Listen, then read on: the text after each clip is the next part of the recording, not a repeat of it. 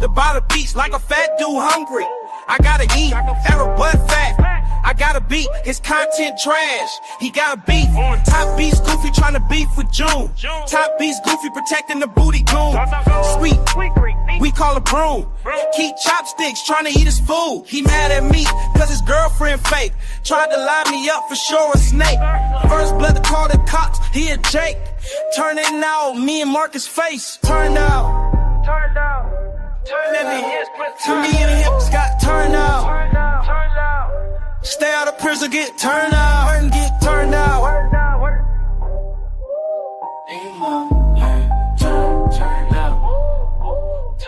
Many in here that got turned out. Turned out. Get out of prison, get turned out. Leave marks in the street when I burn out.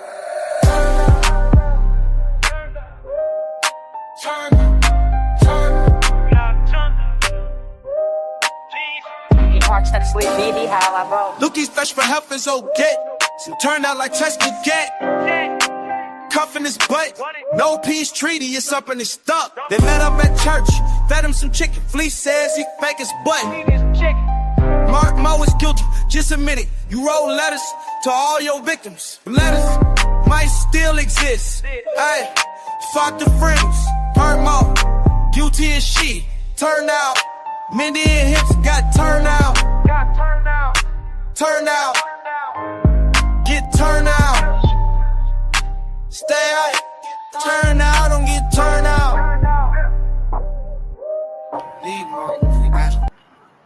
What's up, everybody? It's your boy June 5th, June Money, and I'm back at y'all with another live stream, man. This is another live stream. Today, we gonna get back into the topic of abuse in the prison system. Abuse in the Alabama prison system. That's what we're going to talk about today. Now, we all know Charles Allan Hips. We all know Hips, man. The infamous Charles Allan Hips. From the well-known documentary starring the infamous limestone gorilla himself, Lamarck Moore. In this documentary, showcasing sexual assault and abuse in the prison system of Alabama was the whole objective. The film depicts Charles Allan Hips as a victim turned predator. First, he was a victim, then he turned into a predator. This was Hips' situation. Hips claims he was once held down by 5 men and his manhood was taken away from him. That hurt me to hear that. That hurt my heart to hear that Charles was a victim of 5 men who can't just get their life together on their own.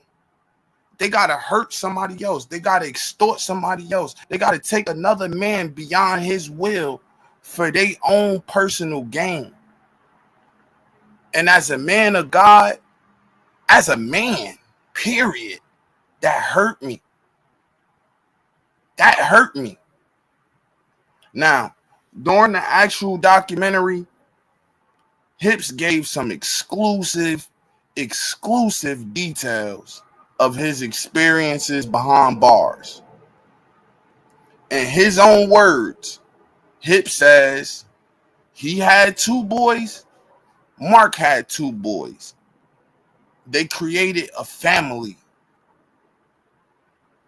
Now, the term boy in prison is given to a homosexual or a heterosexual that's turned out by obviously homosexuals who pimp, extort, and say they are protecting weaker inmates. They say they are protecting them. This is what they tell them in exchange for protection. Oh yeah, you're gonna be good, bro. Nobody's gonna take your cakes. Nobody is gonna do this to you. You under me. You under my wing. But no. Little do they know. Little do they know that's a form of trickery. It's a form of bribery. It's a form of extortion. What they really trying to do is get you, he protected me. He wants your trust. He wants you to trust him. He wants you to put your faith that he is going to have your back no matter what. Or like Youngblood say, the Boo Gang. And shout out to Youngblood. Shout out to Youngblood, because Youngblood is an advocate just like me. He's an advocate for the victims, for the people, that are victimized and put in these situations when they shouldn't be, when they should be protected. Right? So, in this situation, Hips was a boy. But in a documentary, he says him and Mark have a family. Mark had 2 boys, Hips had 2 boys. Together, that makes up the body of their family. Through research and curiosity, we have learned many things about these victims in prison, which leads me to today. I conducted my own research, right? Because I wanted to know a couple things, right? I wanted to know, what crimes do these people go to prison for, these victims that are taken advantage of? What type of things do they go to prison for? Are they the ones going to prison for life for murder? Are they the ones going to prison for life for raping people and things like that? But through my research, I find out, nah, that's not it. That's not what these victims are going through. These victims are getting arrested. They have a long jacket of arrest sometimes for petty, miscellaneous crimes. They may be getting 4 years. They might get 7 years. But do that mean that they're supposed to be a victim? They're supposed to be taken advantage of? They're innocent families who have nothing to do with prison, who are just sitting at home, minding their business. I'm sure they're distraught about their loved ones. They got to become victims as well? Nah, man. Nah, I'm not advocating for that. So I'm going to use the voice that I got, the research ability that I have, to spread the word. To spread the word. This is all about awareness right now. That's all this is. It's raising awareness, bringing up a discussion, and speaking on it. That's all we're doing right now. So a lot of these guys who are victims of sexual assault have a long arrest history of petty crimes. They're eventually sent to prison from 1 to 5 years, where they're forced to live and survive around inmates with 15 plus years and sometimes even lifers. Sometimes they are forced to live and survive amongst people who have life in prison, bro. This is ridiculous. The people with longer sentences and more violent crimes are oftentimes the predators in these situations. Which you could imagine. You could understand. You could understand. Now, this is from Lamarck's perspective. This is what Lamarck told me out of his mouth. He had 20 years. So imagine somebody who come in there, they only got 3 years, and I got 20 years, and they got a nice loving family. They make commissary every week. I don't have no family. I don't have nobody sending me no letters. I don't have nobody sending me no commissary. And instead of me going over there, being a friend to him, providing a service for him, working for him, showing him how to conduct himself in prison, I run the boo game on him. I say, yo, look, bro, you want to make it on this yard? You got to run with me. And that's going to run you 10K. That's going to run your family 20K. You want to survive your bid, right?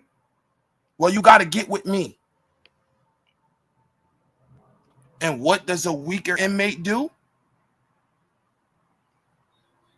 What do you think a weaker inmate would do in this situation? Go grab a knife and cut everybody he see? No way. Join the gang and become a predator? Nah. Oftentimes, that's not what the victim is going to do. Oftentimes, the victim is going to conform to the predator. This is the boo game that they invented in these prisons, right? Now, let's get to Charles Allan Hips, man. But I want to say this. Okay. By discussing Hips' arrest record, the audience can see why sexual assault in prison is shameful and why we should have compassion for these victims. Regardless what crime someone is in prison for, I agree that the government, the United States government, whatever country you in, how you doing, dog? They have an obligation to protect you. If you're under their care, under their supervision, they have an obligation to protect you. I agree with that.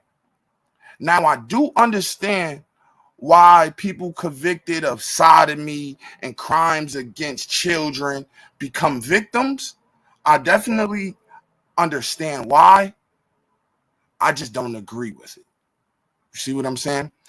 Now, Charles Allan Hips' arrest record, as far as my research can show, is the topic for today, right? So let's get into it. This is about Charles Allan Hips. Thank everybody for showing up. I appreciate y'all, man.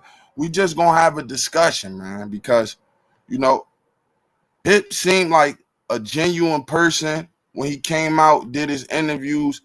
He didn't seem like he would take advantage of other people, take advantage of other inmates. You know what I'm saying? A weaker person. I didn't see that in him. But I do understand, if you keep continuously become a victim, you're a victim, what would you do? If the system is not helping you, you know you got to serve all of this time, what would you do? All right, so let's get into his first arrest, right? Let's get into the first arrest of Charles Allan Hips. Okay, here goes the link. No, you know what I want to do first?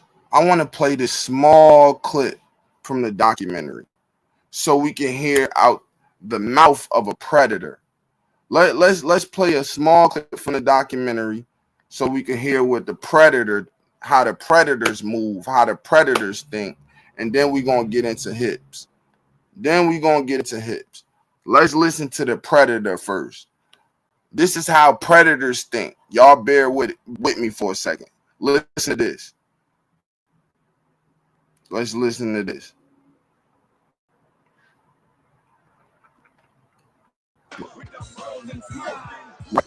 More shit, like coffee and cigarettes, things like of that nature that I got, the more I wanted.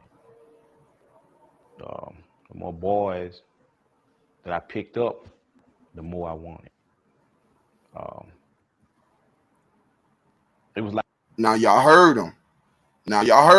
The more boys he picked up, the more boys he could put on his team to serve his predator purpose and get him some more money. That's how he's gonna survive his 20 years. That's how the predator survives his 20 years. By getting all of these boys and turning them out. This is what they do. It became a challenge to see a pretty little young boy come in Everybody shooting at him. Everybody trying to get him. Everybody. It becomes a challenge. And y'all see the smirk on his face. Y'all see like the nonchalant. Y'all could just see it becomes a challenge for the predators in there. He just referred to men as pretty, who could catch a pretty little boy. This is what he just said. It becomes a challenge to them who can turn out a boy, who could turn out a weaker inmate.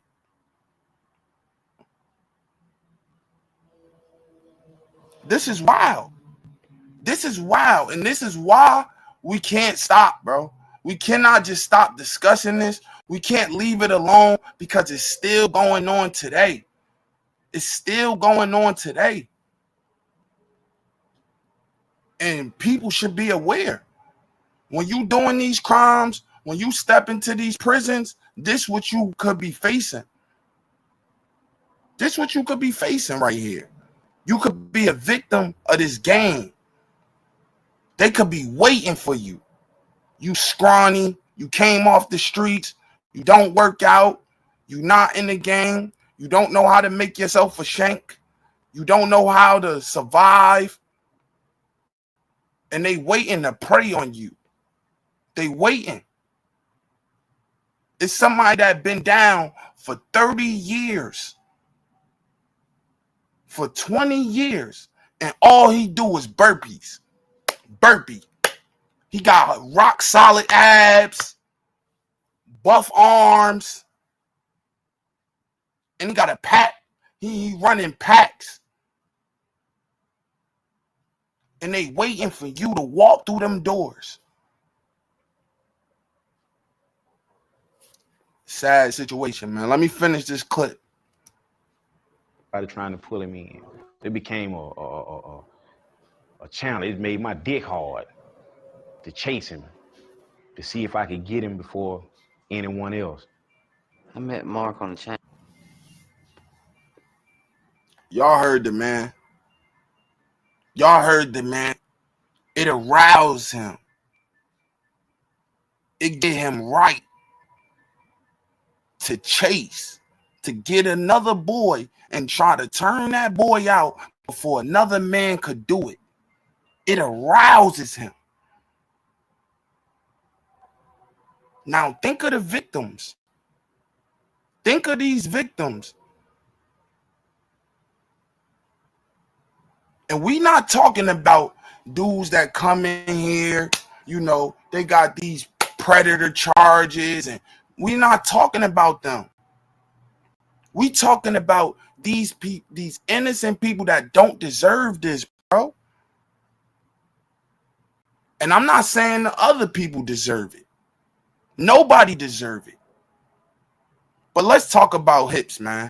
Let's talk about Hips charges. And you tell me, does this consequent being turned out?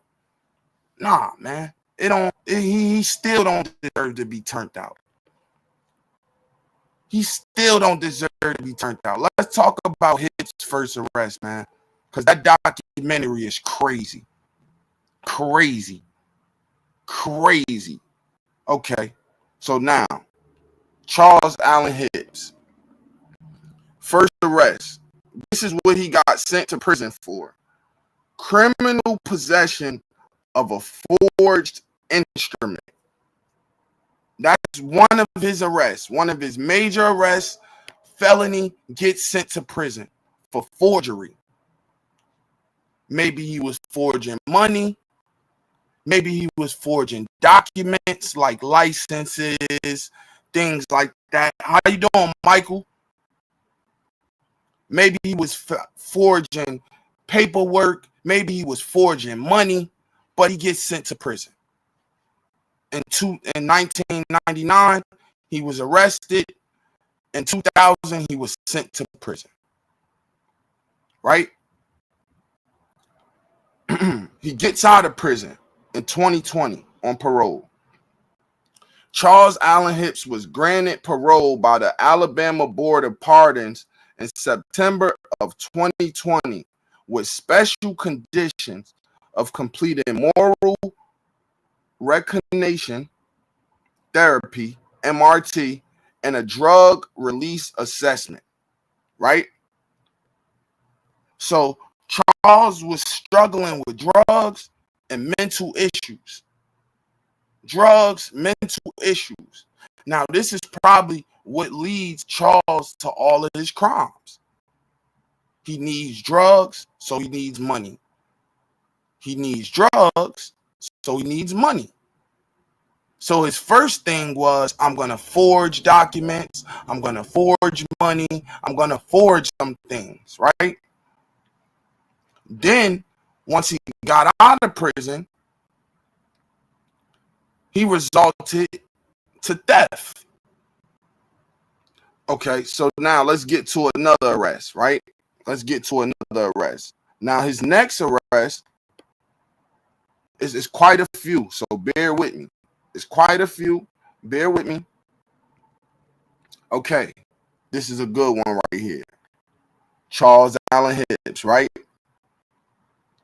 Boom. Let me go to the picture so y'all can see. Now, this is a younger Hips that you see right here, right? Now, Hips, on January 26, 2023. This is 3 years after this man is released from prison. 3 years. He's still on the streets doing crimes, knowing it could get him sent back to prison. But now, at this time in his life, he's at an older age. He probably feels as though he can't find a better job, a better situation. He's on the streets. He has no other choice. This is what Hips is stuck with. This is the mindset he's stuck with. So, he gets arrested for theft of property. According to the Alabama law, theft of property in the first degree is a Class B felony. Stealing property with a value exceeding of $2,500 or stealing a motor vehicle regardless of the value. The penalties can result to 2 to 20 years in prison. 2 to 20 years in prison for petty theft, basically. For petty theft, you can end up in prison for 2 years to 20 years. Around inmates that were in there through decades, and they know the system. They just waiting on a fresh fish, some small guy to come walk through those doors, or a timid guy, or a guy that has nobody to back him. They just waiting for you to walk through those doors and become a victim. So then he gets out of jail in 2023. He's arrested again in May. He gets out of jail in January. He's arrested again in May for another theft of property. For another theft of property. Then a month later in June, he's arrested again for bail jumping. All in 2023, 3 years after he's released from prison. He catch 2 theft of properties, 1 bail jumping. So I'm guessing they let him out on bail. He paid for his bail and didn't show up for the hearing, right? That's what bail jumping is. That's what bail jumping is, right? So then you fast forward to 2024, right? 2024, January, it's a warrant out for his arrest. It says, hold for another agency. So now, either that's the parole board, he might get sent back to prison, he got to do a jail stint in the county, and he has previous arrests in his history. So it's always an option to get sent back to prison. The judge can always send him back to prison if he or she chooses. They could send him right back to prison, right back up the river. But Hips is still out making these decisions, still out doing these crimes. Why do you think he's doing it? Why do you think he's doing it? He's born in 1970. So that lets you know he's up there in his age. He probably gets out. He says to himself, well, how am I going to find a job? I'm a felon. Nobody wants to hire me. I'm a drug addict. And I'm up in age. So why not keep on doing this? Why not keep on doing petty theft? Why not keep on? Why not? Why not keep on staying in the streets doing these things? I have nowhere else to run to. This is his mindset. I'm not saying that I agree with it. I'm just telling you the mindset. That's all I'm telling you right now. I'm not saying that I agree. I'm just telling you this is how Hips potentially is thinking. What am I going to do? What am I going to do? So they put out a warrant for his arrest in January. They put out he's captured.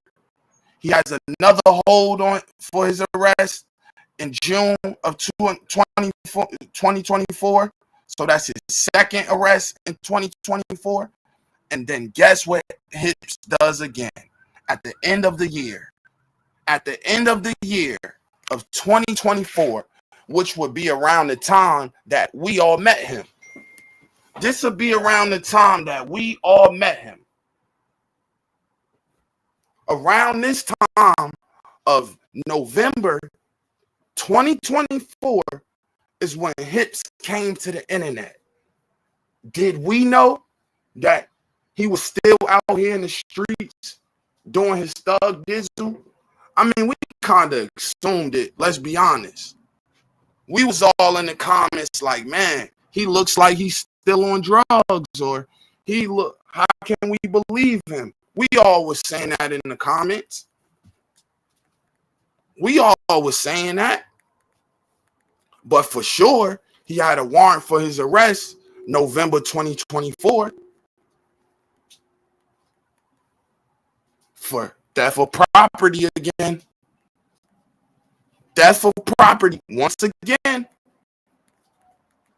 Now, these are all petty. If you want to look at it and say these are all petty crimes,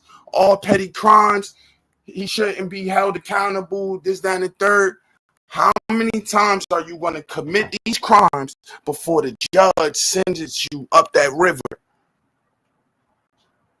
Let's keep it a beam. Now, for some people, they have nowhere to go. They don't have no family. They spent most of their life in prison. Their family passed away, or they don't want to rock with them. They don't want them around because they can't trust them. He might steal from me. He might bring drug addicts around. They might steal from me. You can't trust them. All because Mark traumatized him. That's powerful, Eddie. I appreciate that comment, Eddie, because you understand something. You understand something, Eddie. Pardon me. I'm taking a sip of my juice. You understand something, Eddie. You understand that he is a victim. Regardless, Hips is a victim. I don't care if he say I had 2 boys, Mark had 2 boys. I don't care about that. Hips was a victim. You think this man will lie about getting raped by 5 men, holding him down? Come on, let's be honest. That's a hard thing for a man to admit to. That's a very hard thing for a man to come out and admit that they was taken beyond their will. So I believed him when he said that. I heard the trauma in his voice. I seen his face when he said that. He wasn't lying about that. And then he was turned out. He became a predator. He was taught predator behaviors. And who do you think he learned it from? Let's all keep it real. Let's all keep it real. Who do y'all think he learned that from? How you doing, Miss Angel? It's nice to see you, Miss Angel. How you doing? Shout out Miss Angel, man. Who do we think Hips learned this from? Let's keep it a band. We know where he got it from. It didn't come from thin air. It didn't come out of thin air. This is the Boo Gang. We all know the Boo Gang, and we all know the inventor of the Boo Gang. We know the inventor. But these are all petty crimes. Theft, not showing up to your bail hearing, not showing up for probation, getting caught with on drugs while on drug program. In November, when we met Hips, he was already on his way back to the penitentiary. Already on his way back to prison or maybe to jail to serve. I'm not sure how it goes. I'm really not sure. This is why I be having like young blood, Krim, people that have been in the prison system, because then I'll ask them questions like this, What happens if a person who's been to prison gets arrested again? Do they automatically get sent back to prison? I don't know. But what I do know is at the time of November 2024, when this whole Lamar Moore thing came back, Hips came out, started doing interviews on Welcome to Texas podcast, I know for a fact there was a warrant out for Hips. He was on his way back. Oh, for sure. Those Lamar Moore and his crew are the inventors, for sure. For sure. Now, Hips, I looked it up. He's not in prison right now. I went back to the Alabama Department of Corrections website to see if he's still in prison. He's not in prison no more. I would want to talk to Hips, man. To have my own personal conversation with him. More than just content. Like, I know a lot of y'all probably thinking like, oh, June just want to make content, this, that, and the third. But even if me and Hips don't make content, I would just like to talk to him. You see what I'm saying? And basically, I just want him to know that it's people that got his back, and he could seek help. He could, it's a way he can live. He don't gotta go back to the streets. It's things that he can do. It's people that's willing to help him. You get what I'm saying? How you doing, young blood? Hey, what's going on, man? Young blood? I'm here. I was letting my phone charge. If it goes out, I get on my tablet. I'm letting it charge also. Yeah. Okay. Okay. Yeah, I'm listening to the documentary you speaking on about Hips, and that what happened, man. When we all when you all met Hips back in November or December, he was still struggling with the drug addiction, and he was on an ankle monitor.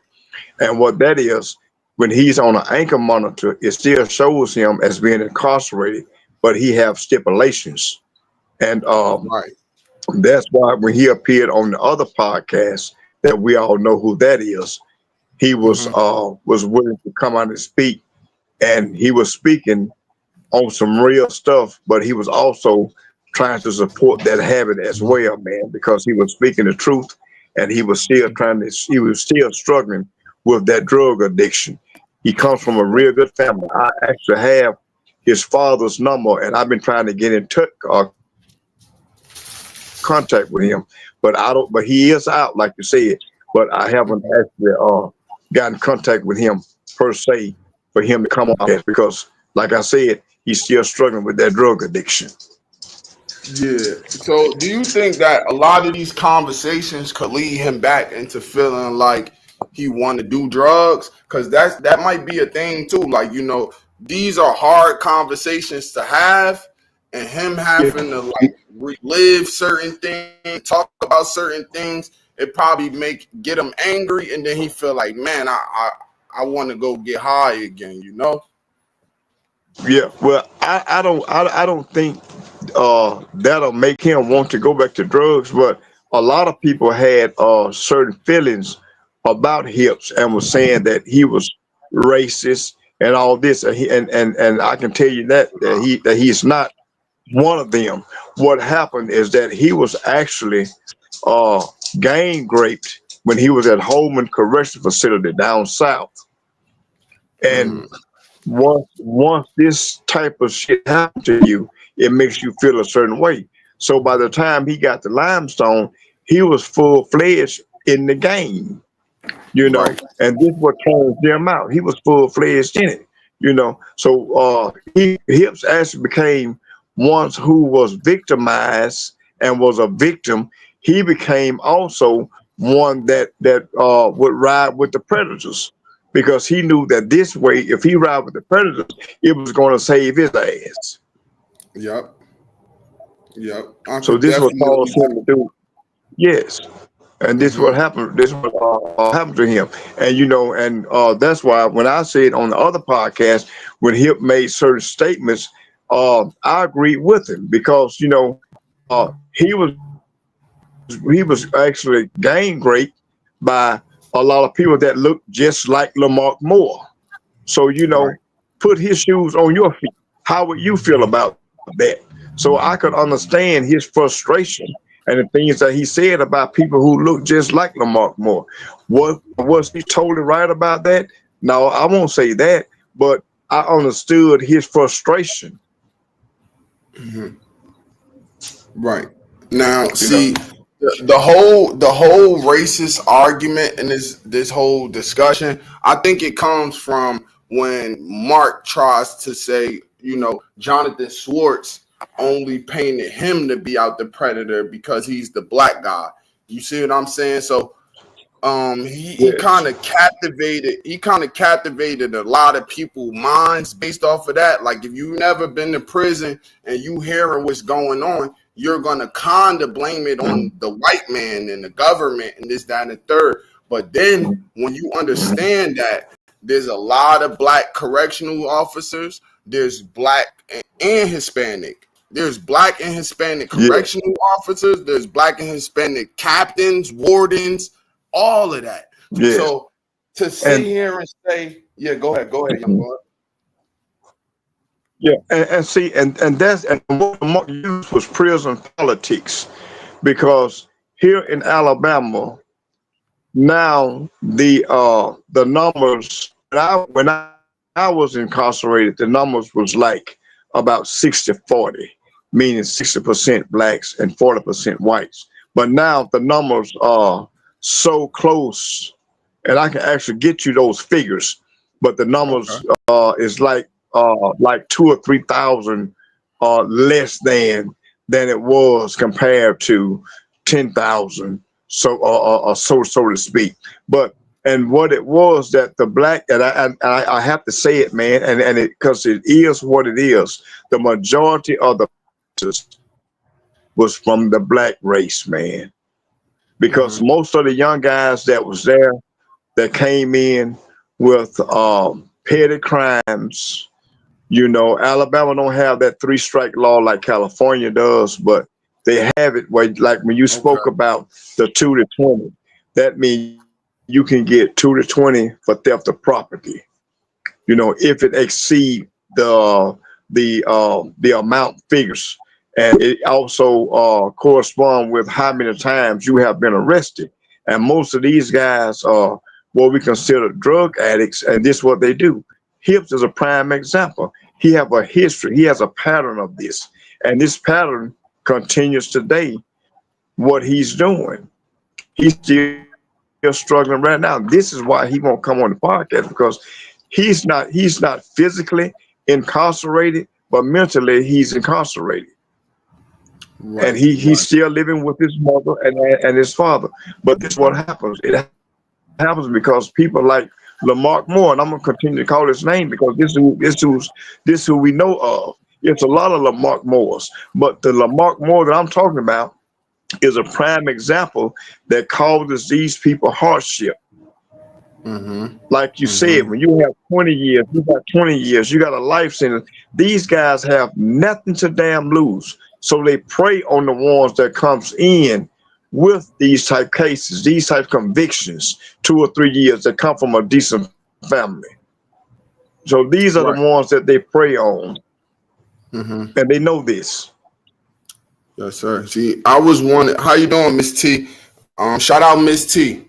All right, so I was one of the people who I kind of got offended by that when they first threw that stat out there, like, oh, most booty bandits are black or whatever, right? I got offended by it. Yeah.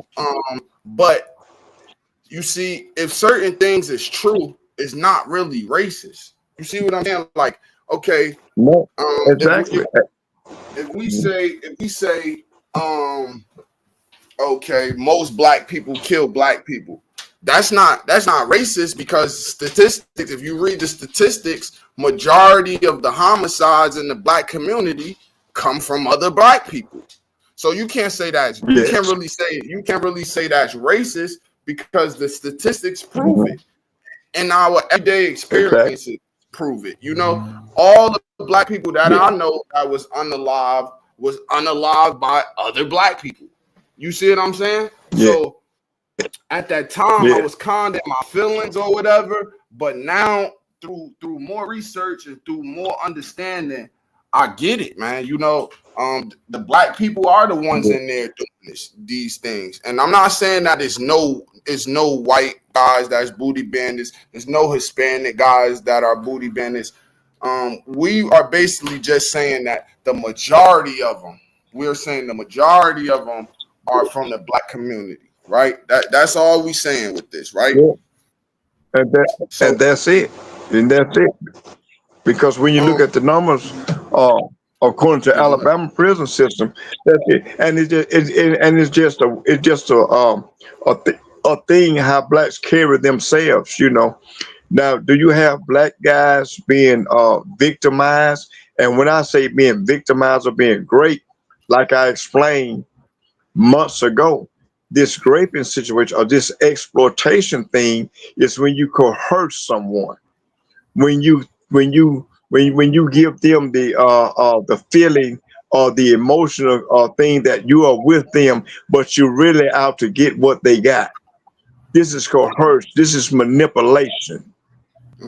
So is there black guys being like that? Yes, of course it is. But majority of the black guys is not going to extort the other black guys, but they mainly focus on the white guys, especially the weaker ones. Or there's some strong white guys in prison? Of course there is, but they're outnumbered. Right. They're outnumbered totally. So, and these are the ones that's being extorted, because you know when you look at it, the statistics show that most people that's incarcerated, they come from low income families, they come from dysfunctional families, and so on and so on.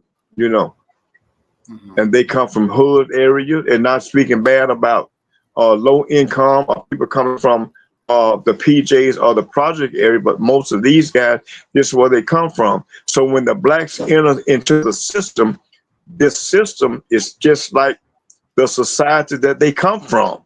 They're familiar with it. So they can adapt quickly to it. Right.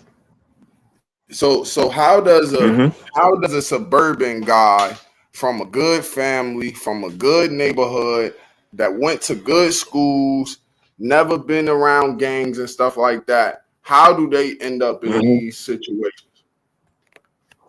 Well, and you have people. I know guys that's from suburban neighborhoods and from suburban communities and had a good foundation of ground, but they end up some of them as well. Drugs don't discriminate. Yup. Years ago they had a song that crack don't discriminate. It has no face on it. If you Yup. does it, then you come addicted. Heroin don't discriminate. Fentanyl don't discriminate. And these No, it guys don't. end up doing it, and they come into prison. Just because it's not all just poor people that's have the addictive behavior or the addictive or the addiction going on. It's from people that from high prestige places. College graduates, they end up in prison. Yes, Prison sir. is somewhere that you end up when you commit a crime, and it doesn't Yep. discriminates. Mm-hmm. Mm-hmm. NFL players, NBA players, Yeah, doctors, yeah, everyone from every walk of life can end up in prison. If you commit the crime, exactly. you can end up in there. You see what I'm saying? You can So end up in there, I really and I that and really that want to talk and about because you uh-huh. kind of know Hips personally, right? Like, Yes, I do. did you know him? Did you know him during your stay at prison? Yes, Okay, in prison, what was he like? Did you see him hanging out with a lot of black guys? Did you see him like what was he like? Was he real social, hanging he out with everybody? Did you see he, him with a he lot was of boys? yeah, he was hanging out with his community. And when I say community, I mean that birds of a feather flock together. He was hanging out with those type of guys. Okay, okay. Yeah, Warden Wise kind of told me the same thing as well. Um, He was hanging out with those type of guys. And for him being a bad guy, um, I didn't see him in that way. But the guys that he hung with he was just like they were. It was no different. They all participated in the same thing. They was like he said, they was a family, and this what mhm. they done. hmm Okay, hold on. I got another question for you, but let me read Miss Angel comment real quick. Maybe we could comment on this. In my opinion, it's very unfortunate when people are taken advantage of. It's life changing and can be detrimental. Some people never recover. That's definitely what I think is happening in Hip situation, man. He got sent to prison because of his own actions. I'm not blaming him going to prison on nobody but Hips, right?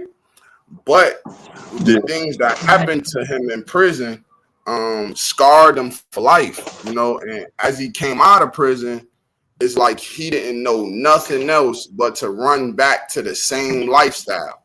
You see what I'm saying? So I really yes. want to know, like, what solutions do you think Hips has, or are there any solutions for people that's in this situation? What should they do? Yeah, there's always a solution. It's just like a person that's on has an addiction. You have to uncover to recover, and there's always addiction classes therapeutic treatment that he can go through. Because I have a friend of mine that Hmm. actually came to visit me and had a conversation with my wife about what he went through, and it scarred him for life. He can't hold on to ship. He has um, behavior problems because he hasn't seek counsel. If he would have come to me and told me that I would told him to seek counsel, but however he didn't, and I didn't want to break the confidentiality that he Right. had with my wife because I felt that he was comfortable with speaking to her about it than me. Hmm. For what reason I can't really say, but yes, awareness, man. This help guys to break that chain. That like they held down. To speak Right. about it, to talk about it, because that's a hard thing for a man to come out and say that his manhood has been taken and he can Yep. do nothing about it. But I feel that if one have been taken like Hips, his manhood wasn't taken. What was taken was that they took something from him that was precious to him, and he can recover from it. But that's a hard pill to swallow, especially if you haven't been through that. So I can only advise him to go to the ones that have been through that to counsel him on these issues, because we have counselors that have been through that and professionals that know about it. Come to someone like me that been in prison, don't have a like that. I can only give him my aspects of it, but we have professionals that actually know how to go in and get this mind frame set so they can help them out. And that's what he needs. But that's the hard thing. That first step is hard, to admit that you are powerless over anything. But if you take that first step, when you uncover, you can recover. Yep, I totally agree with you. And then where you said counseling, right? Like, okay, a lot of people will say, well, I can't afford counseling and therapy and this, that, and the third, right? So find a friend, man, like Young Blood, like Miss Angel, like Blue Blood. These are people that I consider friends because I told them things in confidentiality that they never tell y'all and they never bring up. Yeah. You see what I'm saying? They hold me down. They give me good advice. Sometimes I might take their advice. Sometimes I'm young and dumb and I gotta learn. But still, it helps me.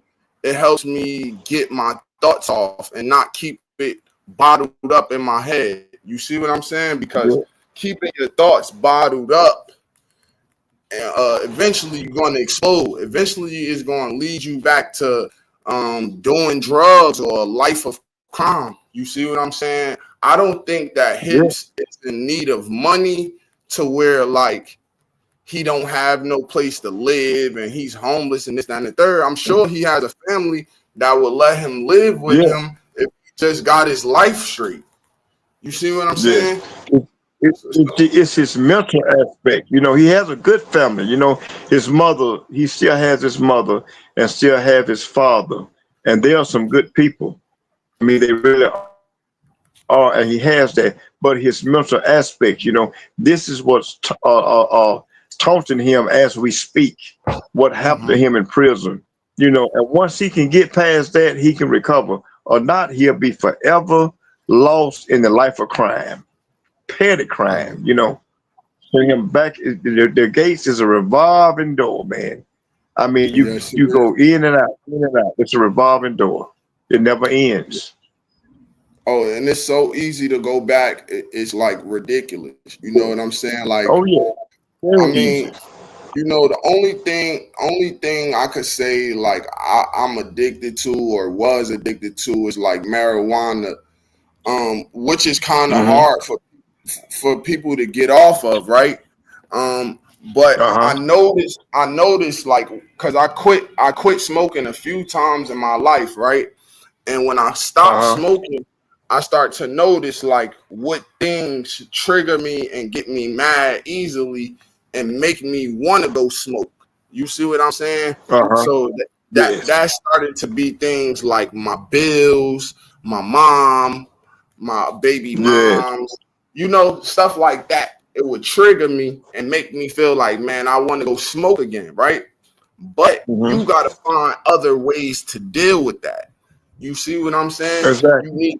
You need to talk to people. You need to work out. Go for a walk. Go for a jog. It's a lot of positive things you could do. Now we got the internet. Go watch somebody that was in your position that recovered and see what they say. You see what I'm saying? I don't know. I really don't know. Like, cause I know they're gonna say, oh, fentanyl and stuff like that is harder to get off of. You get like some type of sickness or whatever. So I do understand that. I'm not trying to compare weed to fentanyl. Don't get me wrong, right? I'm just saying that maybe there's somebody who can help you get off fentanyl. That's all I'm saying, bro. Like if you go talk to some people or go to through some type of recovery camp or something, maybe you could take steps to get rid of that drug habit in your life, and you'll see that you better off this way. Because those bills, your baby moms and your mother and this, that, and the third, those things are really never going to go away until the day we leave this earth. You see what I'm saying? Those things are never going away. Oh, yeah. They're always going to be there. Those things are basically they in your control, but they out of your control. You see what I'm saying? Yes. So stressing over them and forcing yourself to self-medicate is like it's like the revolving door effect right there. It's like you just going in a circle. You get what I'm saying? Yes, that's the addictive mind. And one thing, but one thing that's more addictive that people doesn't realize, and they sell it every day. It's legal. It's alcohol. People look down on fentanyl, heroin, but alcohol is one of the most destructive drugs that you can buy legally every single day. Yes, sir. They have destroyed many families. But people look at that, say, well, okay, well, I might be an alcoholic, but you're a drug addict. But what's the difference? You might have a quicker fall than the alcoholic, but the alcoholic was going to have the same fall that this person had. Just keep drinking. Let something control your life. That is an addiction. When something comes in and control you, that you must have. You can be addicted to drinking whole milk. If this whole milk controls you and rules your life, then you is addicted to it. Something needs to give, because what are you going to do about it when you don't have it? Or you want to blow up because you don't have a gallon of milk in your refrigerator? Right. It's no different. It's a mind-altering drug. Anything that mind alters, that brain of yours is no good. Right. No, I totally agree, man. Women, you have men that are addicted to women, women addicted to men, and it just goes on and on. It's so many addictions that we can't count them. Right. It seems like when he's on the streets that he's not a homosexual. Hips isn't a homosexual on the street. No. But when he gets behind the walls, he conforms to them. Yes, you're right. And because when he gets behind the walls, this is what he knows. This is what is acceptable. So you have guys that have been doing that for 25, 30 years inside the wall, but when they come out, it's like the down low syndrome kicks in. Oh, I'm not that now. But deep down inside, that's what you are. Right. And you have to change that. The reason Lamar Moore is not doing the things that he done inside the wall, because it's not acceptable out here in what we call society. But if he was to get convicted of any crime or back in there, he'll revert back all over again to once he was. To the things he was doing. Yes. No, I totally understand. So that could be a hard thing, though. Like if you're a heterosexual and you come out of prison, how you doing, JG? And you come out of prison and you back to dealing with women, and it's all on the internet now, because they business is on the internet as far as Mark and Hips. It's a lot of people business that's not on the internet, where they could lie and say, oh yeah, I was just in there playing with myself the whole time. I didn't do nothing homosexual. You see what I'm saying? No. So exactly. Do you think that could be part of Hips's problem when he comes to the streets? Like now he got to explain to the women that he deal with the stuff that they might see about him online. They might have seen the documentary. Do you think that's a big thing in his life? Yes, because what it is, if we can go back to, I don't know the exactly year, but it was in the 70s. These particular activities that when men were sleeping with men and women with women, this was considered a mental illness then. However, it was so prominent in our society and up under the down low with so many high profile people that they took it out and it wasn't a mental illness no more. And Right. this particular activity that's going on is a mental illness because how can you come out of prison? Say you are heterosexual, will never fool with he or she will never go and be a homosexual. Right. Either you this or you that. You're not both. Or they say you bisexual. No, that's no great tape in that. Either you are or you're not. Either you're with it or you're not. There's no in between. Say you agree. Oh, I'm gonna be bisexual. Okay, well just say what you are. You are gay, and I'm not speaking down on the gay community. But this what you are. This who you are. Right. Represent your clique. If this what you are, then this who you are, and you stick with that. But don't go and trying to throw a curveball and say, okay, only when I'm in prison I do this. When I get out, I'm going to do that. No, it don't work like that. So if they throw you back in prison, you're going to go back throwing balls again. But when you come out here, you want women?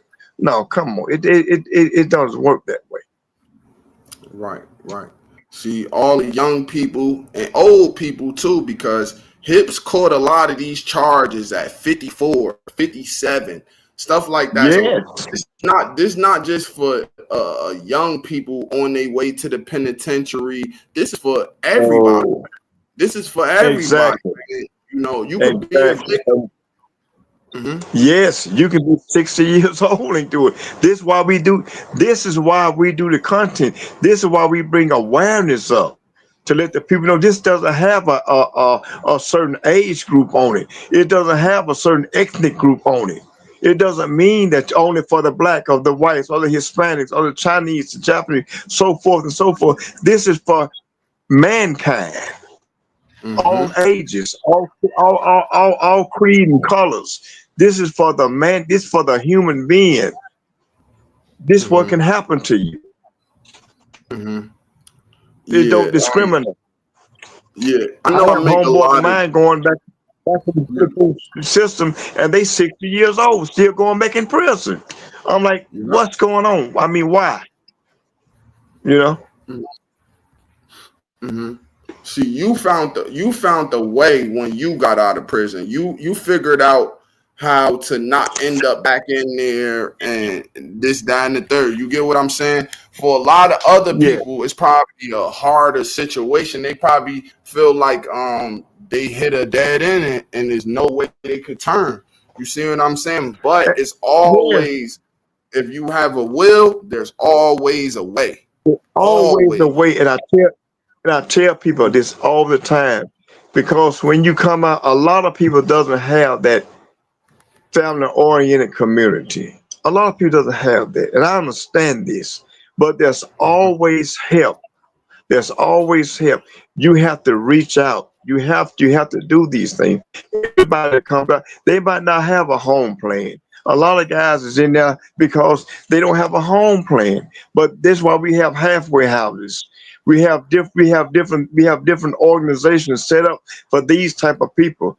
And the people that was fortunate enough to come out and land, on their feet, these are the ones that should go in and try to help these guys recover.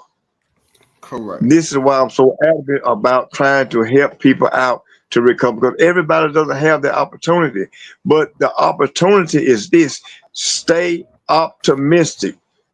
It doesn't matter if you have to drive a dune buggy. You might can't afford a Lexus. It doesn't make you less of a man or a woman. Nope. This is what your means. This is live according to your means. It doesn't matter if you have a 5-bedroom house or you have a one bedroom shack. This doesn't make you less than. And this is what we have to spread and keep the people aware of. Yeah. How you doing, Shot? See me. This is what I think. I think that Hips, like okay, if he does come back on the internet, I think that he should, okay, if he reads the comments or whatever, and if it don't apply, let it fly. If that's not you, don't let people put that on you if that's not how you are. If you trying to change your life and you don't want to be involved in that lifestyle and this, that, and the third, okay, cool. But it's a lot of people that you could help with your story by telling your story and telling how to not get sexual assaulted or how to stay out of prison.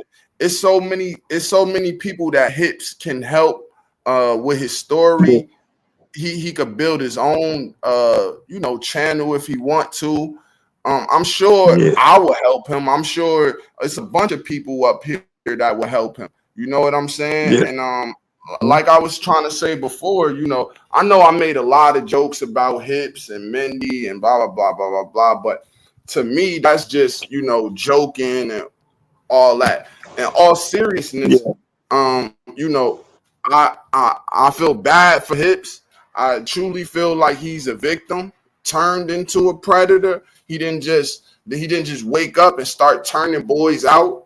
I truly feel like he should be surrounding himself with people that are genuinely trying to help him, not people that are trying to exploit him.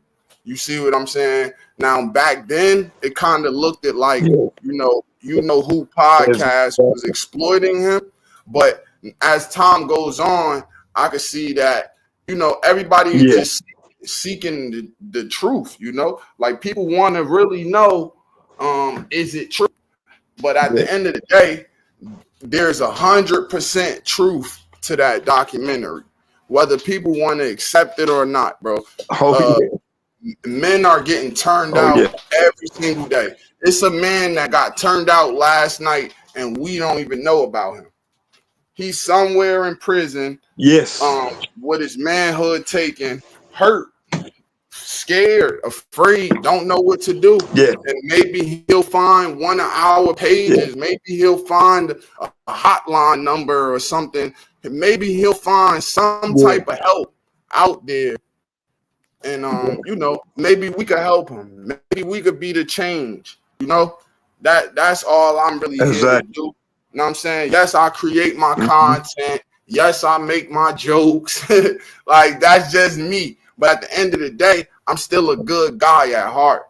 You feel me? I don't want to see nobody get victimized.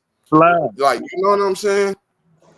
It's a messed up situation. See, this is what I tell the guys. I have several guys that call me from prison, and I tell them, hey man, look here, you need to go out here and help the other guys out, and they are doing it. They're trying their best to do it. We don't have it's just not totally corrupt. There are guys that call me, man, and they're trying to hold it down, man. Like I said, if you just save one, man, hey man, pat yourself on the back, man. Let them know. That's people that care, because these are guys that we hadn't forgotten about. Okay. I got somebody in here, man. I got somebody in here that I'm happy to see. Glenn the Real. I'm happy to see you, brother. I'm happy to see you here, Glenn. Hey, Glenn. Because I don't have no personal issues with you, Glenn. I just always want you to know that. I have zero issues with you personally. To me, you a good guy. You see what I'm saying? Your intentions in your heart is to back your mans. What y'all do in real life. If somebody was coming at my mans and I feel like that's not him, I'm going to stand there and back that man. But at the end of the day, bro, I'm basing what I'm doing off that documentary, Glenn. And that's it. Not nothing personal. Not trying to, it's not about that, Glenn. But in this situation, Glenn is asking. That's Glenn the Real. He says, since when getting great, now he'll pray. So he's basically saying, since he got great, how is he a predator? See, he conformed to that lifestyle after he got great. You see what I'm saying? He got victimized, and he says, you know what? I'm not going to keep getting victimized. The CO's not going to help me. They're not going to send me to lockup. They can't help me. So what I'm gonna do is become part of it, and now everybody will leave me alone. Maybe I don't gotta get done. I could just do other men. You see what I'm saying? This what So happened. Yeah, yeah, that's what we that's what saying, Glenn. happened. But shout out to Glenn, man. Shout out to Glenn. You heard? Cause I Yeah, don't have no I didn't personal see his beef. chat in the. I didn't see his chat. I probably missed it, but I didn't see his chat popped up. That's why I would ask what I was he in here or not. Yeah, he's a good guy, man. Yeah, He got good intentions. I I mean, he's people, understand. man. Yeah, he I don't see no definitely negative. understand where everybody coming from, you know. Just like Top Yeah, Piece. I'm not saying that he's wrong for feeling some type of way that Mark is in the hospital, this, that, and the third.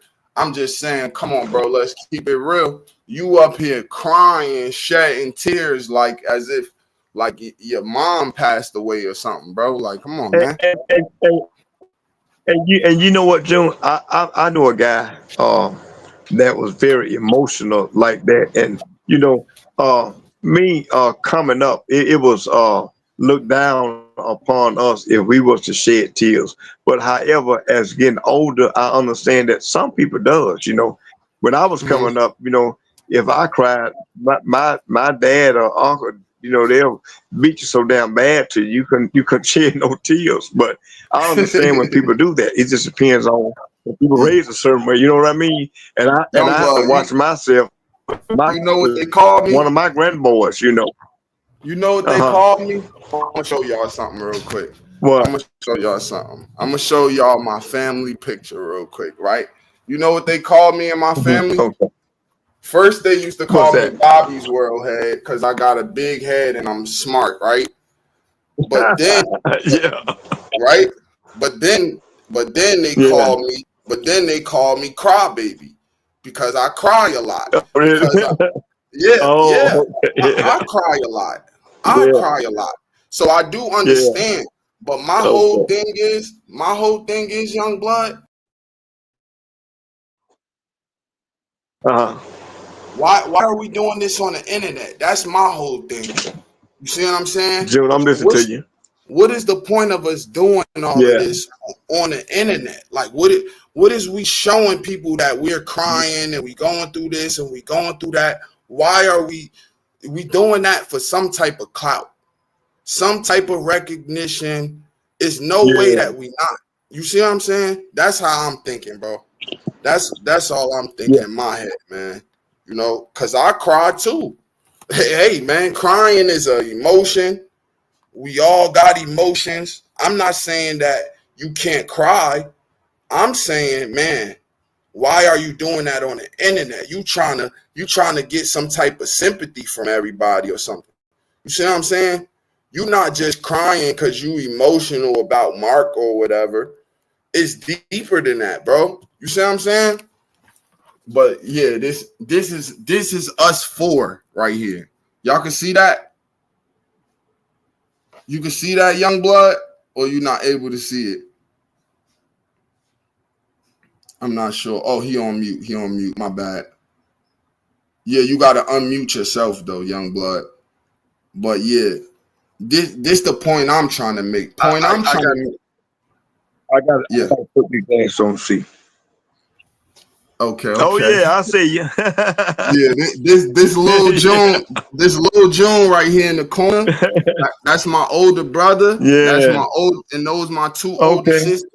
Yeah, I'm the youngest. I'm the Oh, okay. youngest of four. You see what I'm Oh, saying? okay. I'm the All youngest. right then. You feel Yeah. me? That's me, the Yeah. crybaby. You see what I'm saying? The crybaby. So man, Yeah. I understand crying. I understand being emotional. I understand having a friend that's going through something and it hurts you. You get what I'm saying? But the last thing I'm going to Oh do is yeah. jump on the internet and get clout off of it. You see what I'm saying? You know the stuff I've Yeah. been going Yeah. through in the last week or two. You think I didn't cry? Oh yeah. Oh You yeah. think I I know you didn't did. shed And did that one just tear? yeah. And yeah, and that's just human qualities. But you know where to do it and when to do it. That's why Bingo. I respect you. Yes. Bingo. I respect for that. You You know know. what I'm saying? That's all I'm trying to tell Top Oh Beast. yeah, And I'm trying to make him laugh and get yeah, his spirits up as well. You see what I'm saying? I'm trying to yeah. Cause throw he see, some jokes I out watched there, it, make and he him seemed like laugh, he was a little man. down. Yeah, Yeah, he seemed yeah. depressed. He I seemed feel down, that right? man. Yeah, yes, he does. And I'm gonna tell you, man. I actually, when I was watching it, man, I got Yeah. off of it because that shit'll make you feel depressed. You keep watching shit like that. You know what I Bingo. mean? Bingo. And I'm And like, that's man, why I I can't. say, I don't do that shit. and that's why I say it's a sympathy grab, because how many times are you going to come up here and cry? That morning when Mark sat there for an Yeah, hour and cried on live, what else is anybody supposed to do but sit there and feel the emotion that he's portraying? yeah, Like no, he's can't do crying, that. know what I'm saying? That's gonna make you feel some type of sympathy for him.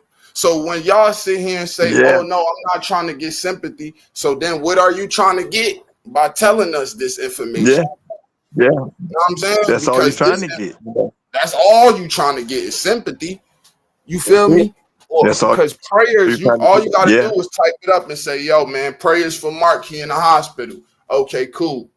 You And feel that's me? We gonna it. have that in our Yeah, if head. you We gonna believe. pray. You know what I'm saying? Yes. But hey, man, God is the ultimate. God make the ultimate decisions. That account, That's not right. me. Okay, Glenn. Okay, Mhm. Glenn. But Glenn, Hey, still, June, I'm gonna jump off and get on my tablet. I got 1%.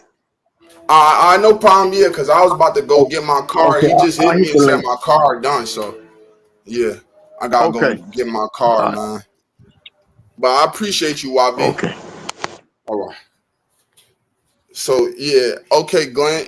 Even if that wasn't you, Glenn, man, everything I said, I still mean it, bro. I don't got no hard feelings towards you, bro. I never did.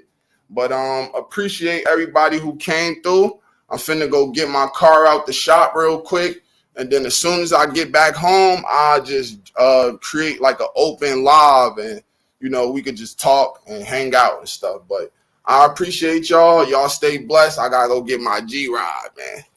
Peace.